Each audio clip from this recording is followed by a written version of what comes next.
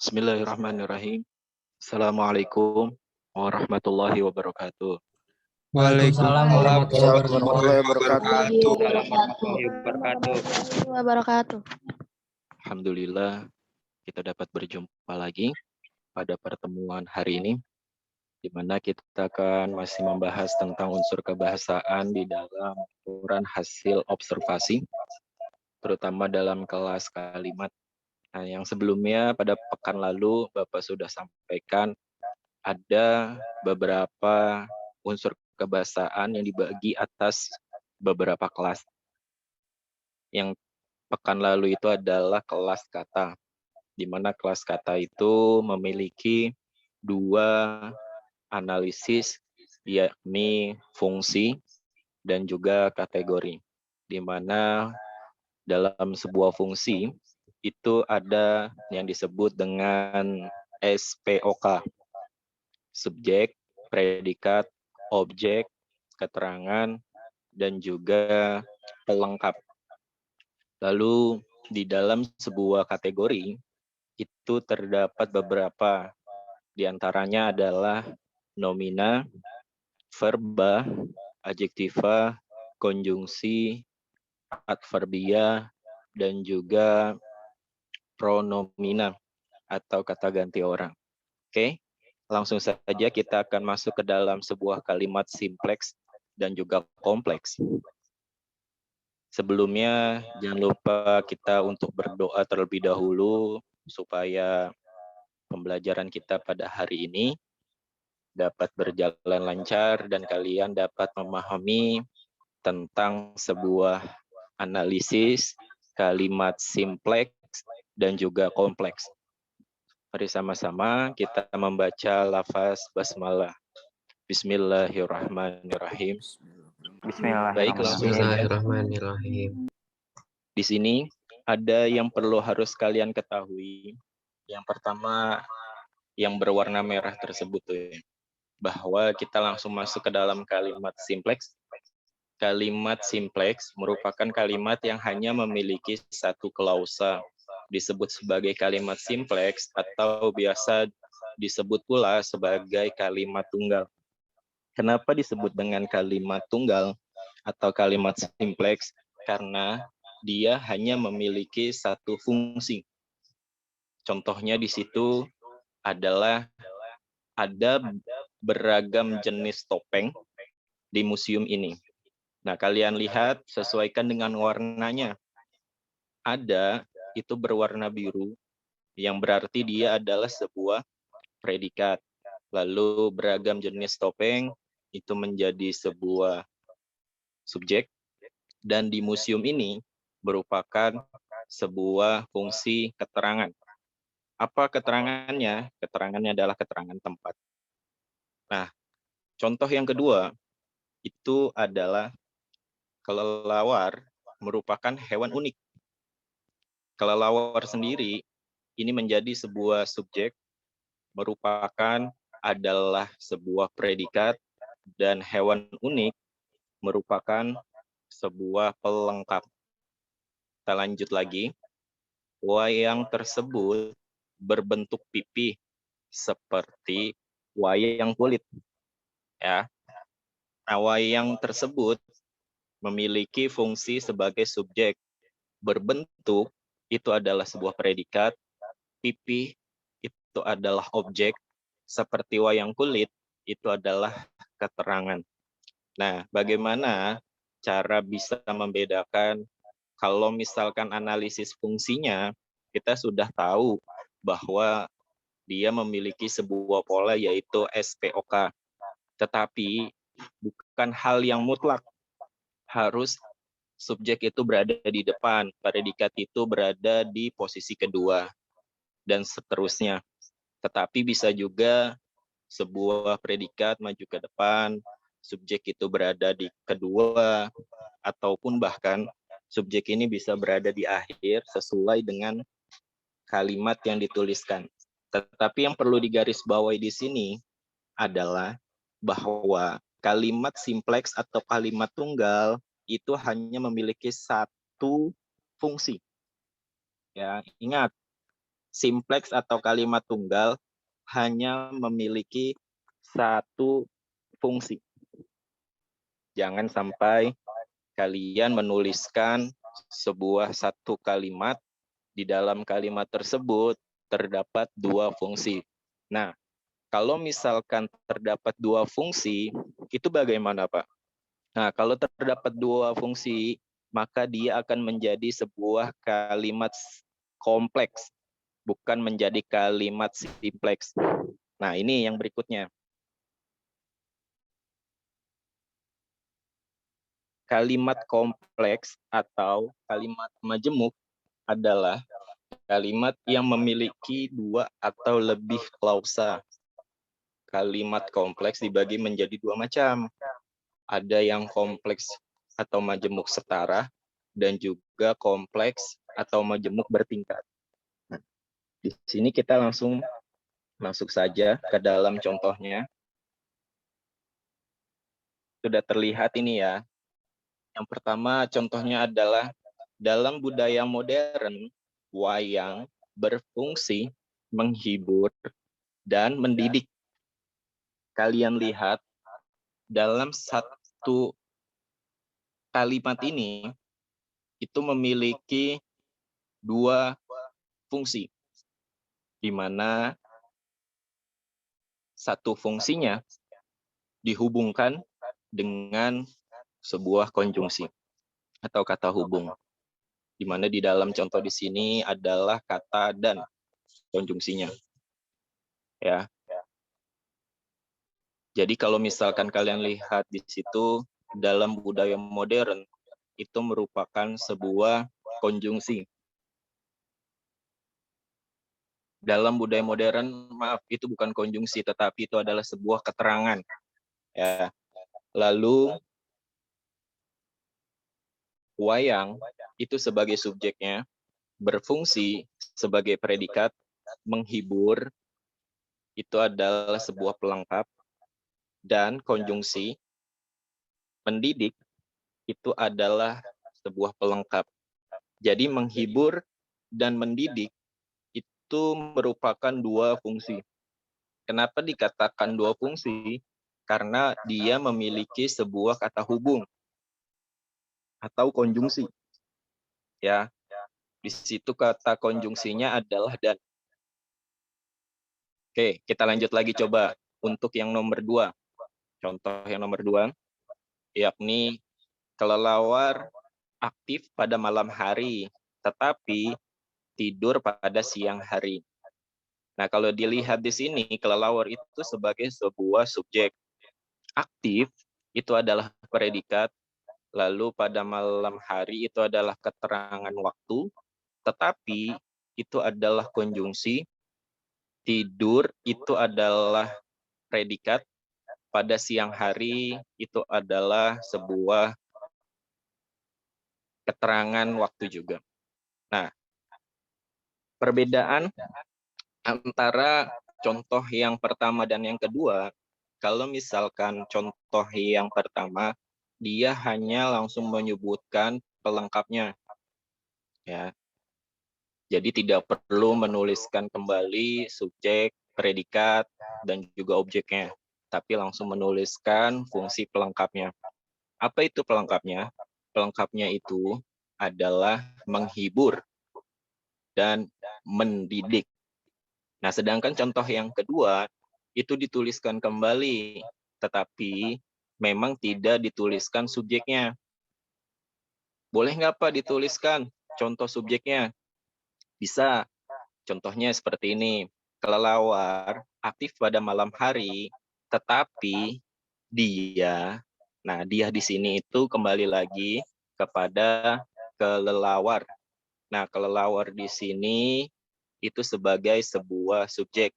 Sedangkan kata dia itu merupakan sebuah pronomina atau kata ganti. Ya, biasanya pronomina itu digunakan untuk sebuah kata ganti orang, tetapi tidak hanya orang. Ya, hewan di sini pun juga bisa dikategorikan sebagai sebuah kata ganti atau pronomina. Tetapi memang di dalam bahasa Indonesia, khususnya kata dia ini tidak dapat dibedakan mana yang perempuan maupun mana yang laki-laki. Kalau misalkan di bahasa Inggris jelas, ketika kata he, maka merujuk pada dia laki-laki. Sedangkan she itu menunjuk atau merujuk pada dia perempuan. Atau di dalam bahasa Arab itu dinamakan dengan muzakkar dan mu'annas. Nah, sedangkan di bahasa Indonesia kata dia ini memang harus ditambahkan dalam kurung, ya, buka dan tutup kurung, di dalamnya dituliskan LK atau PR, laki-laki atau perempuan. Jadi seperti itu. Nah, yang harus kalian ketahui pada contoh 1 dan 2 ini masuk ke dalam sebuah konjungsi koordinatif. Ya, koordinatif itu adalah setara. Jadi tidak ada perbedaan atau masih dalam satu ranah. Karena yang dibahas subjeknya masih sama. Jadi seperti itu. Ya. Jadi kan kalau misalkan nomor 1 yang masuknya mendidik ini adalah sebuah subjeknya. Siapa subjeknya? Subjeknya adalah kalau contoh nomor 1 adalah wayang. Sedangkan untuk yang nomor 2, contoh yang nomor 2 atau yang B itu, pertanyaannya siapa yang tidur pada siang hari? Ya tetap yang tidur pada siang hari itu adalah subjeknya. Siapa subjeknya? Subjeknya adalah kelelawar. Nah, itu yang dinamakan dengan konjungsi koordinatif. Ya. Lalu kita lanjut yang bertingkat. Nah, ini tadi yang 2 itu adalah setara. Nah, sedangkan untuk yang berikutnya, kita akan masuk kepada kalimat kompleks yang bertingkat. Dan yang membedakan adalah konjungsinya. Oke, kita lihat ya. Contoh yang pertama adalah keberadaan The Topeng tidak dapat dipisahkan dengan Museum Angkut karena kedua tempat ini berada di satu tempat yang sama. Nah, kalau misalkan kalian lihat di sini, maksud dari kalimat kompleks bertingkat itu adalah uraian atau penjelasan dari klausa yang sebelumnya. Nah, satu klausa di sini adalah keberadaan The Topeng tidak dapat dipisahkan dengan Museum Angkut. Itu adalah satu klausa. Di dalam satu klausa tersebut memiliki fungsi SPK. Keberadaan The Topeng ini sebagai sebuah subjek tidak dapat dipisahkan. Itu adalah predikat. Dengan Museum Angkut ini adalah keterangan, ya, yang menunjukkan tentang si subjeknya di Museum Angkut. Jadi keberadaan topeng yang memang ada di dalam Museum Angkut. Nah, lalu ada konjungsinya. Konjungsinya itu adalah karena. Nah, karena ini membuat sebuah akibat di dalamnya. Jadi kalau misalkan secara sederhana, Bapak dapat mengatakan yang namakan dengan bertingkat, itu harus memiliki sebuah kausalitas. Ada sebab, ada akibat. Nah, sebabnya itu adalah keberadaan The Topeng tidak dapat dipisahkan dengan Museum Angkut. Akibatnya, ini bisa kalian lihat kedua tempat ini berada di tempat yang sama. Jadi memiliki uraian atau penjelasan dari klausa yang sebelumnya. Jadi seperti itu berkaitan dengan kompleks bertingkat. Kalau misalkan tadi itu kan memang dia setara. Jadi masih berkaitan dengan yang sebelumnya. Tetapi kalau misalkan untuk yang bertingkat, dia menguraikan atau menjelaskan tentang klausa yang sebelumnya. Tetapi fungsinya pun juga masih tetap sama. Jadi seperti itu. Yang membedakan, ingat, adalah konjungsi. Kalau misalkan tadi koordinatif, itu adalah setara, dan sedangkan bertingkat, itu adalah subordinatif. Nah, itu yang nanti bisa kalian tuliskan sesuai dengan perbedaannya, baik yang kompleks setara maupun kompleks bertingkat. Oke, kita lanjut ke Contoh yang kedua. Contoh yang kedua masih yang bertingkat adalah selanjutnya jenis wayang yang lain adalah wayang golek yang mempertunjukkan boneka kayu. Nah, kalau misalkan lihat di sini, selanjutnya ini merupakan sebuah konjungsi antar kalimat. Ya, konjungsi antar kalimat selanjutnya kemudian itu masuk ke dalam sebuah konjungsi antar kalimat. Maksudnya apa? Maksudnya adalah konjungsi tersebut itu menghubungkan antara kalimat yang sebelumnya, sebelum diakhiri dengan intonasi final. Intonasi final itu adalah sebuah tanda titik di dalam tulisan. Kalau misalkan kalian mengenal di dalam lisan itu adalah intonasi final, sedangkan untuk di tulisan itu diakhiri dengan tanda titik. Nah, tanda titik itu disebut sebagai intonasi final. Oke ya, kita lanjut di sini. Selanjutnya itu adalah analisis fungsinya sebagai konjungsi antar kalimat. Jenis wayang yang lain itu merupakan sebuah subjek adalah merupakan fungsi dari predikat. Selanjutnya, wayang golek ini adalah sebuah objek yang kata yang di sini merupakan konjungsi perluasan. Ya. Lalu dilanjut lagi mempertunjukkan itu merupakan sebuah predikat, boneka kayu itu adalah objeknya. Jadi di dalam sebuah penulisan kalimat kompleks bertingkat tidak harus sebuah konjungsi itu berada di tengah-tengah antara dua fungsi. Jadi bisa juga dia di awal ya dan juga di tengah. Kalau di akhir itu tidak menjelaskan tentang sebuah konjungsinya. Jadi seperti itu berkaitan dengan yang bertingkat. Contoh lagi, misalkan ya Budi menanam jagung karena dia sangat menyukai tumbuhan tersebut. Itu merupakan sebuah konjungsi bertingkat. Kenapa disebut sebagai sebuah konjungsi bertingkat? Karena ada sebab dan akibatnya. Contoh yang lain, apabila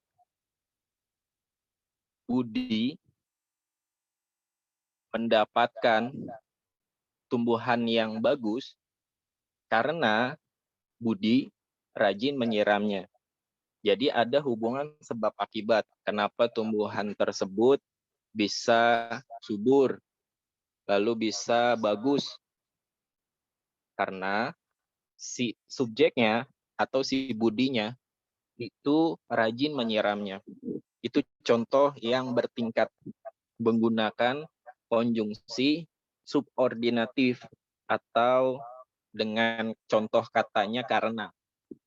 Jadi seperti itu berkaitan dengan sebuah kalimat kompleks baik yang bertingkat maupun kalimat kompleks setara. Kalau dulu pada zaman buku apa namanya itu Kemendikbud ya, yang pertemuan pertama di mana kurikulum 2013 itu pertama kali dilaksanakan di setiap sekolah, itu dinamakan setara dengan kalimat kompleks ya. Kalimat kompleks setara itu dinamakan dengan parataktik. Sedangkan untuk yang tidak setara atau bertingkat, ini dinamakan dengan hipotaktik. Jadi seperti itu.